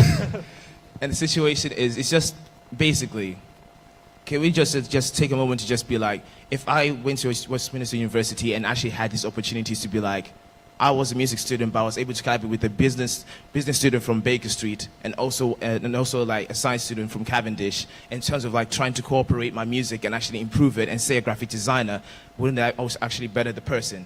So let's just say, let's better everyone and just actually help everyone to just find their greatest potential through coming together as a collective. Thank you. So I've got a question for you, Stephen. You mentioned that you want to keep Wednesday afternoons free, and it was a successful campaign that the SU ran last year. So how do you propose keeping this initiative, and how will you work with the university to do this? It's all about proving to the university that Wednesday afternoons are beneficial, that we shouldn't be, there's plenty of time for the lectures, that Wednesday afternoons should be like extracurricular stuff to further ourselves either in the sports or societies, and it's just showing them what great work we're doing. So, like, for example, student media winning student radio awards. The example of sports, we win varsity every year. Just showing that, like, Big up. And just proving that this is what is happening when we have these Wednesdays to do these things. So, yeah, pressure, lots of pressure. Thank you. Michael, I also have a question for you. So you mentioned you want to start an initiative called Course Link Ups. Yeah. Do you want to tell us a bit about that? To be honest, it's actually like answering what we answered before. It's just basically like the courses coming together in terms of like business students meeting up with music students, or art students meeting up with science students to actually make that's a collective, like basically like there's a friend of mine called Carl Tim, and he said like he's a graphic designer, but he thinks he doesn't know anyone who actually does science to actually help him to create a game that he wants to make. And because most people like in science actually know the schematics of it, he just doesn't know how to actually like go about it, to actually like go and ask someone like, excuse me, can somebody like help me make this game? Like you can't really just say that out loud. You have to have a basis that's gonna actually initiate that idea. Thank you. So we also have another question from Twitter. It's from Dan Taylor. He said, how would you work to unite Harrow with other campuses so we feel united? Lama. I feel like I answered that question before, but I'll say it again. So I already mentioned the campus game, so I'm not gonna mention it again. But I would make sure, for example, like another idea that I had would to showcase, for example, the projects that Harrow students are working on in central campuses. That way, like students from other campuses know what we're doing, and also like students in central campuses should know that we have great facilities in Harrow, like the library. We have such a big library, and we have the emerging media space that people can just come and use, but nobody really knows about it. So it would be like advertise more about these spaces and make sure that students know that they do have this campus to go to if they need to, and that they can collaborate with each other for projects. So that would sound... Thank you. And what about you, Stephen? It kind of leads back to the Wednesday afternoon thing. If we can encourage like Wednesday afternoons for societies, for sports, and just to like engage in other campuses and what they have to offer, that could be an initiative. And as well in continuing and promoting the student media centre that they have in Cavendish, to let people know what's there, that they can get involved in the media aspects that Harrow have, but in Cavendish. Anything else you'd like to add to that? Personally, it's just one of the things that I've added to my manifesto, which is like, let's talk with Peter. So basically on this event, it's basically going to be like a collective of people just basically talking about issues like sexuality, mental health, and just issues that affect us as a generation. But in the end, although people maybe have opposing sides, one be for and one may be for against, in the end we could come together and eat pizza, regardless of what it is. And together we can actually just like realize that even though we have these views and they may be different, we can actually just come together and eat pizza and actually just say like, you know what, we actually had a good time. I'm great we actually discussed about these issues. Thank you. So I've got one more question for Twitter, and then I'm going to open it up to the floor. We've got a question from Freya Thompson, our president. Who's up? So there's been a little said about the Dragons sports teams. How will you work with them as one of our largest student groups and having the sports hall on Harrow campus? Lama. So can you repeat that question again, please? Yeah, of course. So there's been little said about the Dragons sports teams. How will you work with them as one of our largest student groups and having the sports hall on Harrow campus? Okay, so this is something that I've been trying to work on this year as well. I love the Dragons. I love all of them. They do such an amazing job. And like something that I would like to work on is, for example, Smoke Media live streaming their events so people can know what they're doing, that they are winning our games, that they are just as active, and that people should know what they're doing. And also like something else, like why aren't Dragons logo just everywhere so people know that they do exist? And for the Harrow Sports Hall, I feel like that we should, I feel like personally I feel that the Harrow Sports Hall should be better for the Dragons. I feel like the facilities are not that great for them. Like I remember I went to see the basketball game in another facility, and the facility was so great, and it was another university, and I don't understand why we don't have that kind of facility for teams that do win a lot for us and are the largest group in the SU. So yeah. Stephen? Yeah, I agree with Lama, especially with like the again, we keep going back into the Wednesday afternoons thing, but like if Wednesday afternoons were free, TV students could live stream like a football game, a rugby game, or another point is like making it more visible on campus that this is like the schedule or like the timetable of that netball is going to be played here on this day or whatever is going to be played, so people know where to go to actually watch the Dragons play. Because whenever I was in first year, I'll be honest, I knew very little of what was happening, who the Dragons were, when they played, where they play. So just more visibility and just communication on who they are, what they do, and where they're playing. Thank you. Michael? I believe they've completely emphasized the points that I wanted to address, because just like Stephen, in first year I never knew who the Dragons were. It was only through, I believe, Otis, who was the VP for Harrow as well.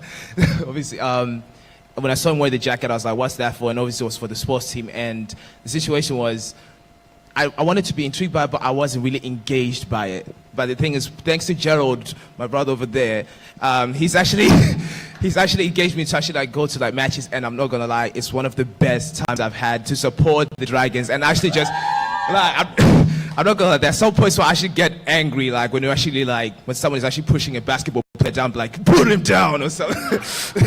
The situation is just like, I'm so passionate about not only just the sports, but about the team coming together and just going for the goal and just actually going for what they believe in and what they really like aspire to be, which is great players. And in terms of the sports hall, I would just agree with Lamin in terms of like basically can we just make it like almost like a hub for like just the Dragons just to come together, like the Dragons Den, we could call it that, you know, just like the Dragons Den, could we actually call it that?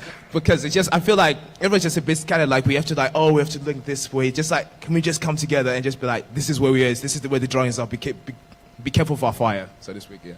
Okay, thank you. I'm going to open questions up to the floor, so is there anyone that wants to ask any of the candidates questions? Ludo. Hi. Okay, so Harrow is, as we said, quite isolated in terms of being far from central London, where the main University of Westminster activity happens. And you as a vice president are going to be required to move around and be quite flexible, because everything happens in Regent Street, and obviously it's quite convenient for me and the other vice president to move because it's a 10 minutes walk. But my question to you is, how are you going to balance the necessary flexibility with keeping Harrow students as your priority? Okay. So since I've been working as a receptionist, I've seen what the other vice presidents like Otis and Dan have been facing. It has been an issue for the vice president of Harrow to be on campus, but at the same time to deal with the issues on other central campuses. And I feel like what Dan has worked on this year on like having days allocated for Harrow and then the rest of them for central campuses is something that works well. For me personally, I feel like I would give more priority to Harrow as a campus. So if, for example, like I would give them more days in Harrow, and if there are meetings, like I could try to work around that, like maybe have a Skype meeting instead of being there in person. But like I would also tell students, like honestly tell them that like most of the things that I can do to make their life better in Harrow is for me to work in Central, because this is where everything happens. Everything happens on Wells Street or in Central campuses. So I just want to make them as transparent as possible for the students, so they understand that if I'm in Central, it's not because I'm just ignoring them, it's because I'm trying to work hard to push the issues that they're facing. It is important to, if you're the VP of the campus, to actually be on the campus. So I want to be as visible as possible on the Harrow campus if I am VP. But also, obviously, you have to be in Central to do the important stuff, but I want to make it a priority that I am as visible as possible on campus, because I love Harrow. Michael? For me, it's just like, I believe just because I've known Dan technically for now 2 years, and because I worked as a residential assistant in Harrow Halls and actually got the chance to have a conversation with him. Most of the time he is here, but he's not always there because he has to be doing priorities in other campuses and actually making them also recognize like basically this is also Harrow. So it will be, I'm not gonna lie, it will be difficult, but not hard, but not impossible, because in the end you do find a way to be flexible, to actually initiate yourself in what is important, but also be prominent in the campus that you're situated in. Thank you. Does anyone else have any questions? Hi. Hey guys, as a very loyal and loving person of Harrow, 3 years strong, and I love Harrow. We love Harrow too. I'm a bit upset actually because you all three are talking about getting people to go to central campuses, and you're talking about central campuses, and you're saying that Harrow always misses out. But what about the people in the central campuses? They're missing out on Harrow. I mean, what? I'm sure most of the people watching who are Harrow students are a bit, because I'm a bit flabbergasted, to be honest. I'm a CMP student, third year, and the amount of events that we host in the street, the events we host in the Undercroft Bar, the events we even have in the London Gallery space, why is that not being mentioned? Can I ask one more question? And another question is that neither of you have mentioned the situation that has been going on with the prayer rooms, and I wondered why and what you're going to do about it, because it's a major issue and it needs to be sorted. Thank you. Thank you for those questions. So the first question is, why are you talking about bringing Harrow students and your visibility to Central? Why are you not focusing on being in Harrow and representing Harrow students?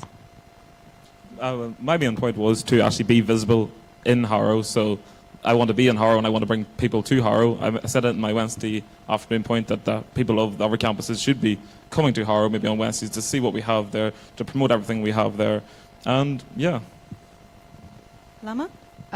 I just want to point out that I did mention that we should make it available for Central students, that Harrow is a great campus to go to and that we do have facilities that they can go to, like the library and the rooms that we offer. So it is, Harrow is an important campus and we should advertise it more for Central students. We should tell them that we have galleries that they can come and see musicians play, they can come and see photographers just like showcasing their work, and so basically advertise it in Central campuses so people can be encouraged to go to the Harrow campus. And in terms of the prayer room, I'm really glad that you brought that up because it is one of my main points. So I put it under better facilities for students because I had so many points about the facilities. But the prayer room has been a big issue in Harrow for as long as I can remember, and I've been personally affected by it as well. And the issue was that they closed off the women's prayer room, and now there's only one room for everyone. And it hasn't only affected Muslim people, but it has affected people from all faiths. And we did hold a panel this year with the multi-faith representatives, and we did pressure them that it shouldn't have started with Harrow. They tested it on Harrow and it wasn't fair because Harrow doesn't have the biggest Muslim community, but at the same time it is still affecting loads of students. So what I would do is I would pressure that we have that room back because it's literally empty and nobody is using it. And we can open it again and women can use it and people from different faiths, they can use it as well. So that is one of my main points. And signposting as well, because let's face it, nobody knows that we have a prayer room. First year, I didn't know that we had a prayer room. I only found out because I had the lecture in the Kodak Lecture Theatre, and I found it on the way. So that's how I would work. I would make it more visible for students in Harrow, and I would pressure the multi-faith representatives to bring back the women's section. And if they want to hold the multi-faith room, either have another room for that, or just make sure that it's as inclusive as possible for all of the student body. Thank you, Lama. So can we move on to Michael and your response on Harrow and the prayer room, and then we'll ask Stephen about the prayer room and wrap it up a bit. Okay. Thank you. Personally, I just want to say sorry we didn't mention it, but it's just like, to answer the first question in terms of like why we're moving so much to Central, it's just because Harrow has so much to offer. We do have some of the greatest facilities, some of the greatest means to actually meet other campuses. It's just that we want to direct people to be like, we actually exist because we are 20 minutes away and we're kind of like secluded into a far distant place. And the situation is, by actually just promoting it, by making people aware, making people recognize that it is there, the situation is they can actually be more inclined to actually come to it, but also just showcase that we actually have the potential to actually go to them, and also they can come to us. It's just that integration, that almost like that correlation between us and campuses. That's what I wanted to go for. And in terms of the prayer room, I'm going to agree with Lama in terms of like, I actually never knew about it in first year until it was mentioned in the corner theater. But the situation was, we do have it, but nobody knows about it. And the situation is, I just want to just be that voice for it and actually just let people know that it is there And if people want to go, they can go. But the situation is let people be aware and then let their decision be what they want to be. Thank you. Stephen, did you have anything to say in regards to the prayer room? Yeah, I completely agree with Lama. And so this isn't an issue that has personally affected me, but obviously I can help with the powers that be to make it better. And I think it's ridiculous that the women's area has been blocked off, even though it's completely not been used. So it is something that we need to rectify, and I promise that I will do my best to do that. And they've removed all the things that people can use to pray as well, which is very like singling out people. So I have 3 burning questions at the front, but I'm also being told to wrap up. But are we happy to? Yeah, we're happy to go ahead. So I'm going to ask the Vice President, or current Vice President of Harrow, Dan, to ask you for your question. Okay, so you will probably know, and anyone from Harrow in here will probably know, there's a lot of talk about relocating the faculty from its current location to central London. So double-header question. 30 seconds each, so it's quick. What would your position be to stay in Harrow or to relocate, and how would you consult the student body on this? Okay. Personally, I believe that the place where Harrow is actually better, in the sense of like it's actually situated at a place that you can actually go and actually have a place that you can actually have an easier mind and actually recollect your thoughts in a creative aspect without the hype or the rush of like central London. It's a bit more secluded, it's a bit more collective in terms of like it's just more chill in my opinion. So yeah. Thank you. Lama? So first of all, thank you for bringing up that point because it was one of my main manifesto points. So first of all, I would make sure that that's what the students want. And even if that's not what the students want, but the university does go through with it, I would make sure that the quality of the facilities we have in Harrow is the same when we move to Central. Because let's face it, in a central area, we're not going to have as big of a campus as what Harrow has. So my main point would be to ensure that the studios that we have, that all the facilities we have are kept at the best quality possible so that students, even though they move to Central, they have the same facilities. Stephen? I'd like to say I'm completely against it. I think we should be in Harrow. It might put some people off that you're outside of London, but that's what you get. You've got the creativity that we're beside a park. You can clear your head. We just invested £300,000 in new studio equipment for the TV facilities, and that is just pointless if we're going to move. And you will not get the same space in Central for the facilities that we have in Harrow. So I am 100% against it. Hi. So Harrow has the largest residential halls of residence, and we haven't really talked about housing. So what would you do in terms of students who live on campus, and how would you help them? I think the price of rent in Harrow is ridiculous. It keeps increasing every single year while student loan stays the same. And when they're increasing the price of rent, it's not getting any better. There's no improvements being made. I've heard nothing but complaints about the security out there. So it is. I know the halls are slightly different from the university itself, but it is all about building a relationship to have a better support for the students that are in halls of residence. Michael? Since I've actually worked in halls of residence last year and actually worked with Dan in terms of like working with the managers Debbie and Amanda, I do believe like Stephen said, it's actually ridiculous the price of the renting and stuff, because some of the stuff we have is not even great, and most students are actually complaining like, oh, like the showers are still leaking and there's a bit of cloggage, and there's a major issue of safety, of fire safety and security, as Stephen said in his first part, was basically saying like we have to walk all the way around, and it's never really safe for anyone. Sorry. No problem. I think they've both covered what I was going to speak about. So, like the rent that they have to pay is a lot for the facilities they get, and also the whole forum closing in is not safe for students who live on campus. If they have to turn around the campus, and a lot of people can just go in and talk and harass them in any way, that's not safe for them. So that's something that I would work on, and I feel like they both just covered everything basically. Final question from me anyway. There is an unpleasant growing number of sexual harassment incidents reported in the bar, in Harrow specifically. So I wonder how you are going to address that, if you're planning to address that. Thank you, Ludo, for that question, because it is something that is very dear to me. So first of all, I would continue with the consent campaign that you've started, because it is something that we should raise awareness about that. And another thing is I had the chance to participate in a focus group for a company called the Green Dot Project, and they are going to start next year to come and train people about sexual harassment, about consent, and how to intervene if something does happen. So I would work closely with them to make sure that this doesn't happen. I will make sure as well that people who do get sexually assaulted have a safe way and a easier way to report these sexual assaults, because to be honest, I come from... Oh, sorry. Michael. Sorry. Personally, thank you, Ludo, for that question, and I also agree with Lama in terms of like the consent campaign actually holds dear to most people, because it's just that it actually exists in the message, because it's a social environment, everyone's feeling a bit wisey. It's just, you still need to understand what you're doing, what your actions are, they still have an effect. But the situation is, people don't usually recognize that. True, you could say high more security and anything else, but things you need to make people recognize, obviously, like what you're doing right now is not going to benefit anyone or you. So personally, I would actually, like, because with the peace event, I would actually hold in the videos to actually talk about consent and actually make people recognize about the issue. And the more it grows and the more we actually Time's make it up. aware, Sorry. Stephen?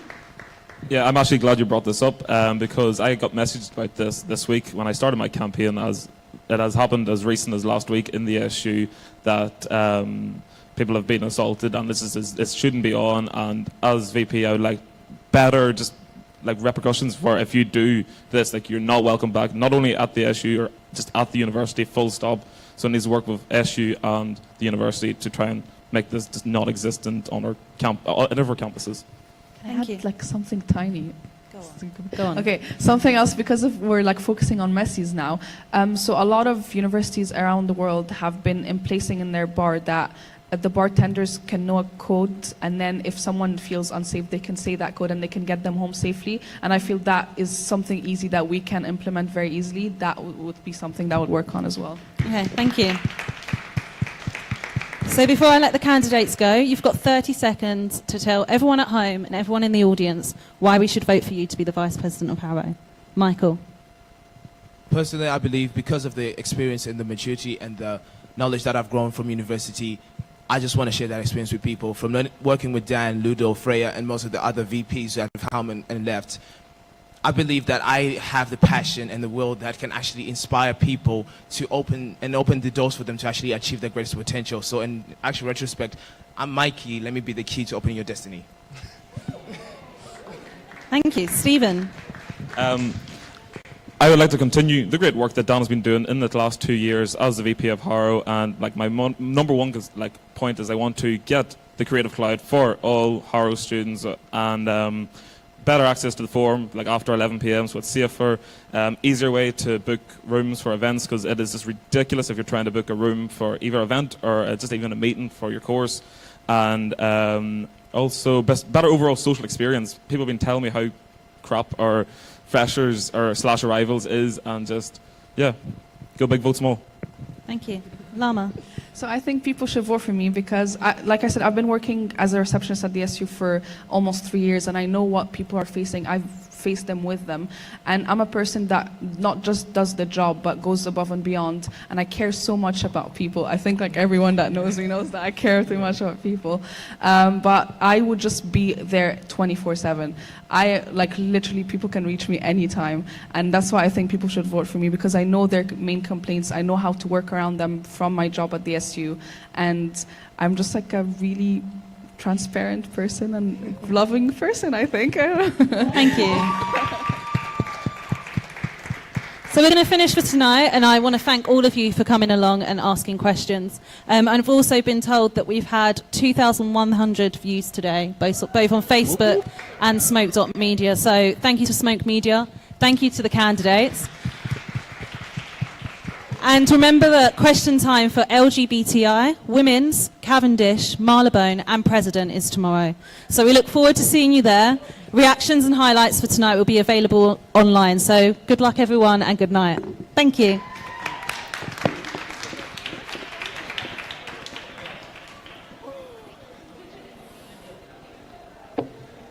Guys.